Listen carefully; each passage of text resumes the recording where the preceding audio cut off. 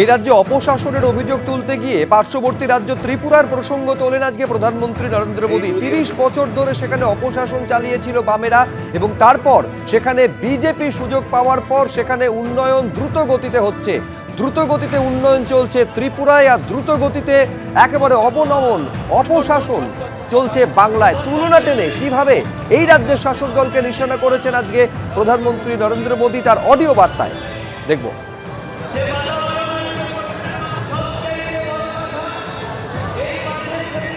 हमारे बगल में त्रिपुरा देखिए, कम्युनिस्टों ने, लाल झंडे वालों ने, लेफ्टिस्टों ने 30 साल तक त्रिपुरा को बर्बाद कर दिया था।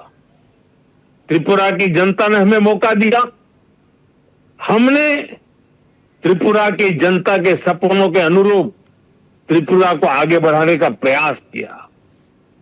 बंगाल में भी लाल झंडे वालों से मुक्ति मिली।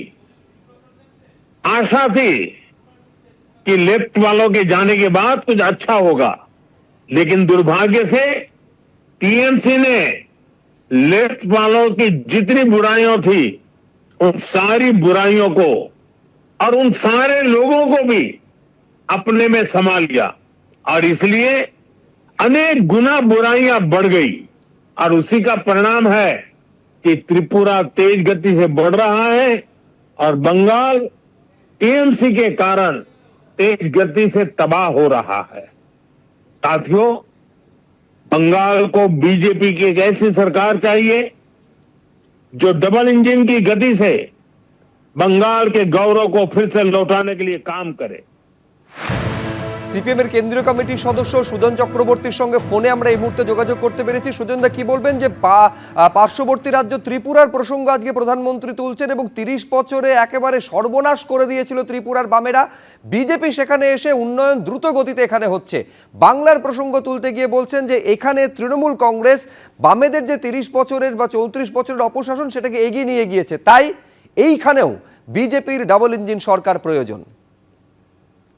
দেখুন, প্রধানমন্ত্রী আজকে পশ্চিমবাংলায় এসেছেন, ধরা পড়ে গেছেন বলে তাড়াহুড়ো করে উত্তর চব্বিশ পরগনা, নদিয়া, মতুয়া এলাকা সেখানে মিটিং করেছেন। মতুয়া মানুষের কাছে ওরা ধরা পড়ে গেছে যে 1,20,00,000 রোহিঙ্গা এবং বাংলাদেশি মুসলমান তারাবার নাম করে আসলে ভোটার লিস্টে গরিব মানুষ, আনডকুমেন্টেড সিটিজেন এবং মতুয়া তাদের নাম বাতিল করছে, ধরা পড়ে গেছেন। সেই বার্তা উনি দিতে এসেছেন, কিন্তু দেখে বুঝে আর বার্তাটা দিতে পারেননি। ওরা জানতে চাইছিল যারা 24 সালে ভোট দিয়ে শান্তনু ঠাকুরকে এমপি করেছে, মন্ত্রী করেছে বা এইরকম, তারা কি 26-এ ভোট দিতে পারবে? প্রধানমন্ত্রী সেটা হ্যাঁ বলতে পারলেন না। প্রধানমন্ত্রী বরঞ্চ নাগরিকত্ব দেওয়ার কথা বলেছেন, কিন্তু এবার ভোটার তালিকার নামও কেটে নিচ্ছেন। কার্যত মানুষ আশাহত হয়েছে, ব্লাফ দিলেন, মানুষকে আরেকবার প্রতারণা করলেন এবং করে ত্রিপুরা পশ্চিমবাংলা টেনে এনে অনেক কথা বললেন। ত্রিপুরায় যা চলছে, পশ্চিমবাংলায় যা চলছে, তৃণমূলের শাসন আর বিজেপি শাসন একই রকম। এতদিন বলছিলেন বামেরা নেই, উল্লেখ করার দরকার হতো না। আজকে বোধহয় বুঝেছেন যে বামেদের রেলিভেন্সটাকে বাদ দিয়ে দেশ এগোতে পারে না, পশ্চিমবাংলা এগোতে পারে না, সেই কারণে আবার বামেদের কথা ওকে বলতে হয়েছে।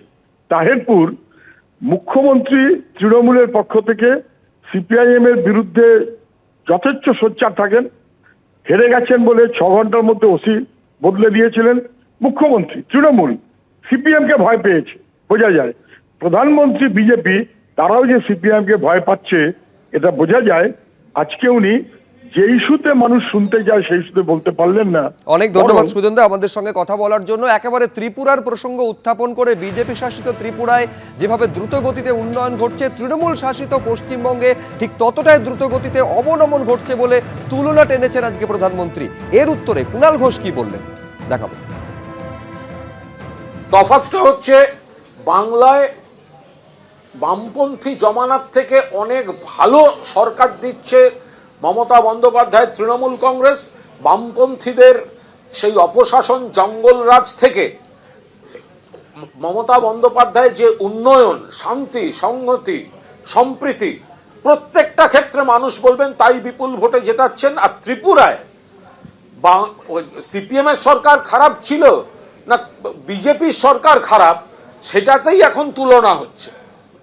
এই গেট দিয়ে কোনো রকমে এই যে ভিভিআইপি গেট সেটাকে আটকে রাখা হয়েছে, গেট ভেঙে ফেলেছে বিজেপির বহু কর্মী সমর্থক, তারা কিন্তু ভেতরে ঢুকতে পারছেন না। ফলে এই মুহূর্তে চূড়ান্ত বিশৃঙ্খলা আপনারা দেখতে পাচ্ছেন যে এখানে প্রচুর কর্মী সমর্থক তারা এসেছেন এবং তারা ভেতরে ঢুকতে চান। বারবার এই গেট ভাঙা হচ্ছে, ব্যারিকেড ভাঙা হচ্ছে। আমরা প্রধানমন্ত্রী দেখতে চাই, প্রধানমন্ত্রী আমাকে ঢুকতে দেয় না, দেখতে দেয় না। এই জায়গায় পুলিশ গেটে গেটে আটকে রাখছে, আরো উৎপাত করে মারি দেয়। আমরা দেখো এখানে কিন্তু এই মুহূর্তে আমরা যেখানে দাঁড়িয়ে রয়েছি, পুলিশ রয়েছে, আইপিএস অফিসাররা রয়েছেন, কিন্তু কার্যত এই রাস্তা, এই যে ব্যারিকেড, এই ব্যারিকেড বারবার ভেঙে পড়ার মতন পুলিশ কোনো রকমে সামলাচ্ছে এবং এই যে মূল গেটটা রয়েছে সেটাও দেখুন নড়চড় করছে। এই গেট যদি ভেঙে পড়ে তাহলে কিন্তু যে কোনো সময় বড় কোনো দুর্ঘটনা ঘটতে পারে। এখানে আমরা দেখতে পাচ্ছি যখন চূড়ান্ত বিশৃঙ্খলা, বিজেপির রাজ্য নেতৃত্বের একজনেরও এখনো পর্যন্ত কিন্তু দেখা যায়নি এই গেটে। শান্তনু ঠাকুর একবার এসেছিলেন, কিন্তু তারপর তিনি চলে যান। এই ভিড় সামাল দেওয়ার জন্য এই মুহূর্তে কিন্তু রাজ্য নেতৃত্বের শীর্ষ নেতৃত্ব তারা গেটে এসে এই কর্মীদেরকে বোঝালে হয়তো বা কিছুটা শান্ত করা যেত। কেন এই মাঠে করা হচ্ছে? এবং দেখুন এখনো পর্যন্ত যা অবস্থা, এখানে তিল ধারণের জায়গা নেই। পুলিশের পক্ষে এই ভিড় সামাল দেওয়া কার্যত অসম্ভব। পুলিশ চেষ্টা করছে, আইপিএস অফিসাররা দাঁড়িয়ে থেকে বোঝানোর চেষ্টা করছেন, কিন্তু বিজেপির কর্মী সমর্থক 1 ঘন্টা ধরে এখানে কিন্তু এই লড়াই চলছে। এই ব্যারিকেড ভাঙা হয়েছে, ব্যারিকেড বারবার ভেঙেছে, বারবার পুলিশ তৈরি করার চেষ্টা করছে। ফলে সব মিলে পরিস্থিতি কিন্তু অত্যন্ত খারাপ। প্রশাসন তারা চেষ্টা করছেন, কিন্তু রাজ্য বিজেপি নেতৃত্ব হয় তারা বুঝতে পারেননি এত মানুষ প্রধানমন্ত্রীকে দেখতে আসতে পারেন, আর না হলে তারা যে জায়গাটা বেজেছেন সেই জায়গাটা প্রধানমন্ত্রী সবার জন্য মোটেই যোগ্য জায়গা ছিল না। এবিপি আনন্দ, এগিয়ে থাকে, এগিয়ে রাখে।